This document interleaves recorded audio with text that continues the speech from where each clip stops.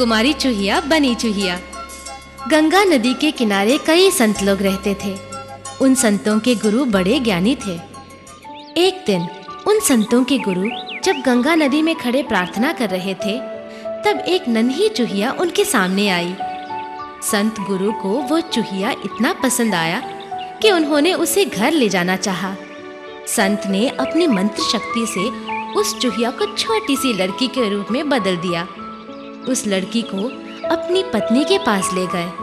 उन्होंने कहा, यही तेरी बेटी है, इसकी देखरेख प्रेम और ध्यान से करो।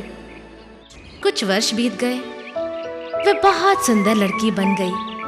संत और उसकी पत्नी ने सोचा कि इसके लिए अब एक योग्य वर ढूंढना चाहिए। संत ने कहा, हमारी बेटी की शादी सबसे शक्तिशाली वर से करना चाहिए। सूर्य ही इसके लिए उचित वर होंगे।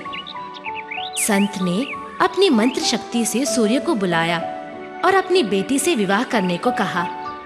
लेकिन उस लड़की ने कहा, नहीं पिताजी नहीं, मैं इनसे शादी नहीं कर सकती, ये बहुत गर्म है। ये सुनकर संत बड़ी दुखी हो गए।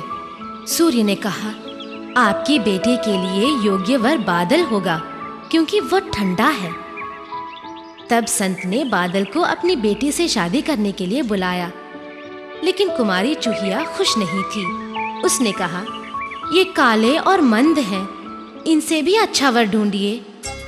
बादल ने कहा, आप पहाड़ को चुन सकते हैं, क्योंकि ये विशाल और बलवान है। संत पहाड़ के पास शादी का प्रस्ताव लेकर गए। कुमारी चूहिया ने फिर से इनकार किया। उसने कहा, नहीं पिताजी, ये बहुत कठोर और खुरदुरे हैं, मैं इनसे शादी नहीं कर सकती।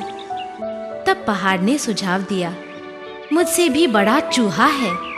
ये सच है कि मैं बलवान हूँ, लेकिन ये चूहा मुझ में बिल बनाकर रहता है।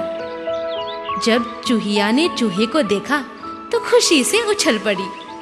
संत ने एक क्षण सोचा और अपनी शक्ति से अपनी लड़की को फिर से चूहिया बना दिया और उसकी शादी चूहे से कर डाली।